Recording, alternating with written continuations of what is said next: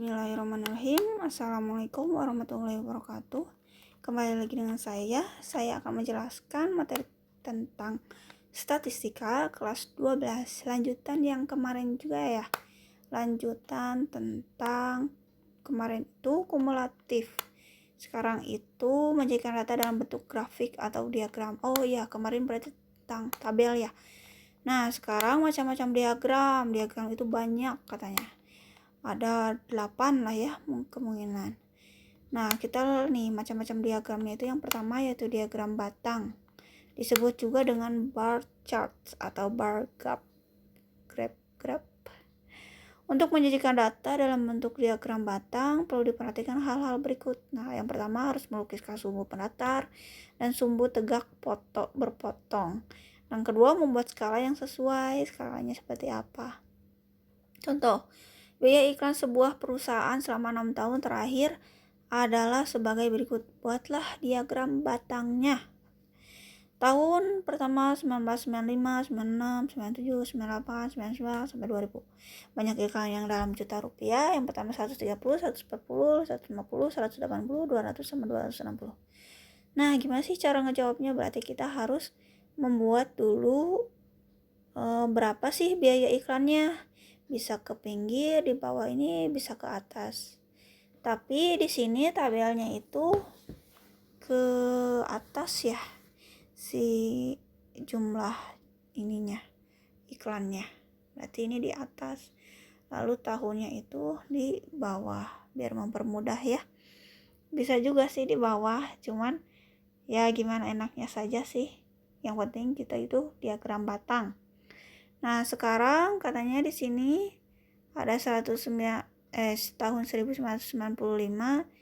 Kita buatkan aja 50, 60, 150 kelipatan 50 ya. Nah, berarti 95 berarti 130 berarti 130 110 20 30. Tengahnya dari 110 sama 100 sama 150. 140 sebelumnya dari 150. 150 pas ya. Nih. Terus 180 kurangnya dari 200 ini, kurangnya 2. Lalu 200 kurangnya dari 250. Lalu 260 ya 300, kurangnya 300 itu kurangnya berarti 40 ya dari 300 itu. Nah, hapus ya. Nah, sekarang yang barusan 200 itu sejajar ya. Nih. Lalu yang B, diagram garis. Paham ya? Yang diagram batang, yang diagram batang itu yang ada ininya. Ya. Ini batang itu yang namanya batang. Nah, sekarang diagram garis disebut juga dengan line chart atau line graph. Diagram garis paling sesuai apabila data bersifat kontinu, terus menerus, berarti ada naik, turun, kayak ada di posyandu nih.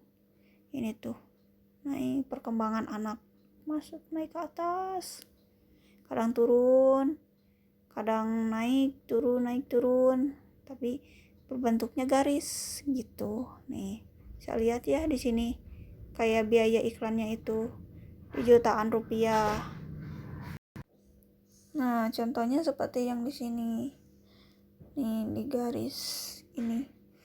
Nah, misalkan di sini biaya iklan 300 ini seperti halnya seperti ini ya. Tapi yang diambilnya sama. Ini juga sama tahunnya. Jangan bedain di sini pakai garis.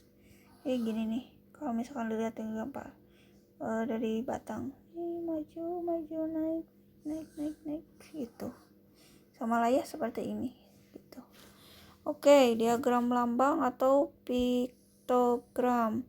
Intinya dalam diagram lambang tidak memerlukan salib sumbu, tetapi memerlukan sebuah lambang dapat mewakili data tersebut. Nah, katanya di sini ada beberapa orang nih yang sedang membuat apa ya itu. Lihatlah di sini di gambarnya.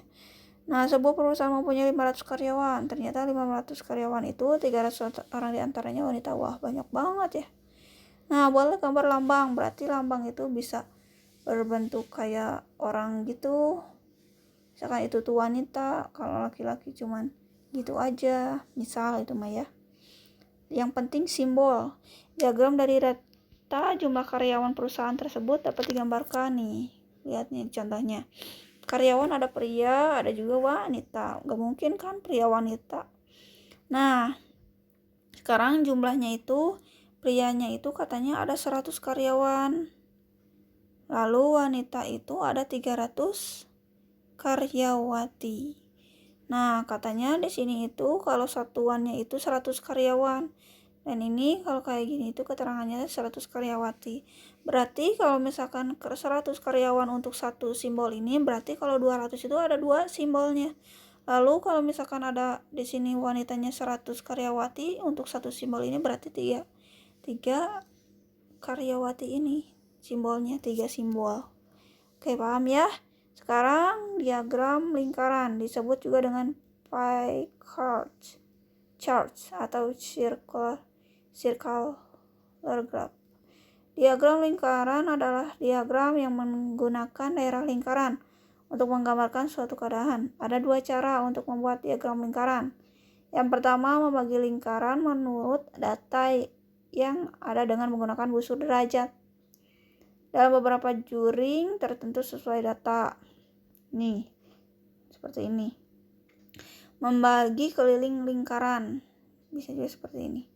Contoh hasil ekspor karet beberapa negara tujuan dicatat dalam tabel. Di bawah ini nilai yang dicantumkan dalam juring lingkaran adalah nilai persentase, sehingga diagram lingkaran ditunjukkan seperti gambar. Nah, di sini ada Jepang, ada Inggris, ada Belanda, Jerman, sama Italia. Berarti ada 5 ya. Berarti ada 5 belahan di lingkaran itu. Nilai ekspor berarti kita yang dimasukkannya itu nilai ekspor, bisa sih juring lingkaran, bisa juga. Tapi di sini kan yang mau dimasukinnya adalah nilai persentase, berarti yang diambilnya itu nilai persentase. Ini berarti persentase itu kita misalkan Jepang itu A, ini B, ini C, ini D, ini E. Paham ya? Berarti kalau misalkan 38 ini Jerman, berarti yang diarsirnya yang biasa. Lalu A dulu ya harusnya, gak apa-apa lah. D, langsung ke C. C itu apa? Belanda, 14,79. Ini warna putih, ini warna abu. Lalu yang B itu Inggris itu hasilnya 5,48, diwarnai warna hitam. Lalu berapa lagi ya? A ya, 27,40%, ini di garis-garis seperti ini. Lalu yang E itu Italia, katanya 13,97 ya, garisnya beda, arsirannya beda. Nah, seperti itu ya. Oke, contohnya seperti itu. Bagaimana ininya ya, persen-persennya ya, misalin aja di sini kan 360 derajat, dipersenin berapa gitu.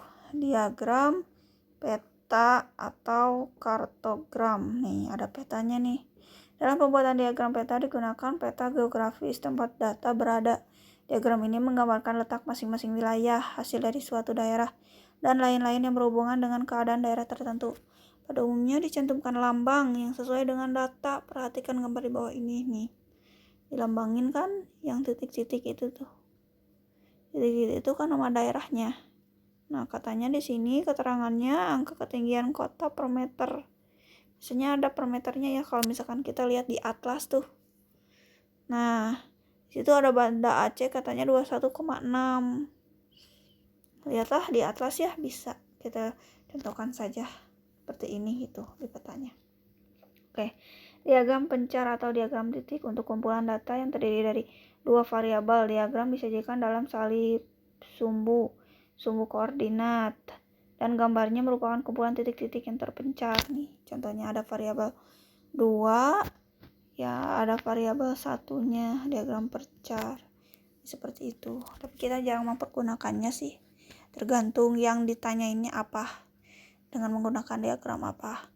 Nah, masuk aja ya dengan diagram histogram. Histogram adalah grafik yang terdiri dari segi 4 yang beralaskan sumbu mendatar dengan sisi-sisi yang berdekatan saling berimpit. Nih, sama kayak batang, cuman kalau di sini mah berimpitan gitu. Kalau batang mah kan pisah-pisah ya, seperti yang awal. Penyajian data pada sumbu koordinat ialah sumbu mendatar, menyatakan nilai batas nyata, kelas interval, dan sumbu tegak menyatakan frekuensi. Nah, ini frekuensi dan ini mendatar itu batas nyata atau kelas intervalnya. Nih, luas segi 4 harus dibuat sedemikian rupa sehingga sebanding dengan frekuensi masing-masing kelas. Sebagai contoh, perhatikan tabel di bawah ini. Pada tabel tersebut dilengkapi dengan nilai tengah midpoint.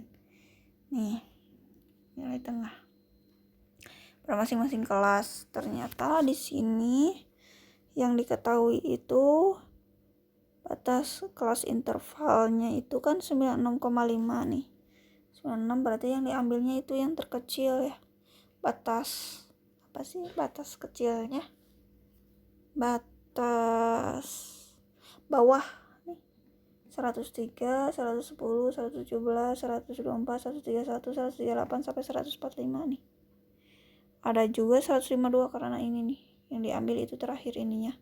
Intervalnya berarti yang diambil dari sini 96,5 sampai 152 ini. Sama kan 103, 103, 110, 110. Nah, untuk yang atasnya ini kita lihat di frekuensi. Misal di sini kalian ambilnya rentangnya 5, 5, 10, 15, 20, 25 boleh. Mau 1, 2, 3 boleh, mah enggak. Tapi biar detail gitu ya, kelihatan frekuensinya bisa di rentang 5 ini. Berarti di sini untuk 96,5 itu sampai 103 ini hasilnya 4. 103 sampai 110. Ini hasilnya 8, 15, 36, 25, 6, 4, 3. Tergantung di sini ya frekuensi sama si batasnya berapa. Oke, diagram poligon. Apabila pertengahan titik-titik puncak histogram yang berurutan kita hubungkan dengan sebuah garis, maka bentuk garis itu disebut poligon. Nih garisnya dengan titik-titik puncak nih ke atas itu yang dinamakan poligon. Poligon di bawah ini diambil dari data diagram histogram nih, data histogramnya. Ambilkan ke poligonnya. Nah, sekarang masuk ke kurva ogive positif dan kurva ogive negatif. Kurva ogive terbagi atas dua bagian, ada positif, ada negatif. Yang membedakannya, kalau ogive positif kurang dari, ogive negatif itu lebih dari. Untuk menggambarkan kurva ogive, penyajian data pada sumbu koordinat ialah sumbu mendatar menyatakan batas nyata, sedangkan sumbu tegak menyatakan frekuensi kumulatif. Contoh kurva ogive bisa mencari kumulatif kurang dari dan negatif bisa mencari kumulatif lebih dari. Nah, kurang memasuknya ke positif, kalau negatif mah lebih dari gitu ya. Ini lebih dari, negatif, positif, kurang. Kemudian kita masuk ke kumulatif kurang dari di bagian kiri dan lebih bagian kanan menggunakan kurva garis lengkung mulus. Dapat dilihat. Nah, ini masuknya ke mana sih tadi tuh? Bagian kanan itu lebih dari. Berarti kalau lebih dari itu negatif ya ininya. Kurva ogive-nya. Nah, kalau ini kurang dari berarti positif ogive-nya. Gitu contohnya seperti ini ya. Bisa dilihat. Oke, tidak semua data cocok disajikan dalam semua jenis diagram di atas. Karena itu harus diperhatikan jenis diagram mana yang paling sesuai, yang paling enaknya digimanain sih, pakai poligon, kurva ogive atau apa. Diagram 1 sampai 6 itu paling cocok digunakan untuk data yang tidak dikelompokkan atau data tunggal biasanya. Nah, diagram nomor 8 sampai nomor 9 atau yang kita ABC kan itu sesuai dengan digunakan untuk data yang dikelompokkan data kelompok. Nah, yang 8-9 itu masuknya enaknya di menggunakan kurva Ogive dan kurva Polygon berarti ya. Nah, masuk ke gunaan diagram, mempertegas dan memperjelas penyajian data. Iya, jelas.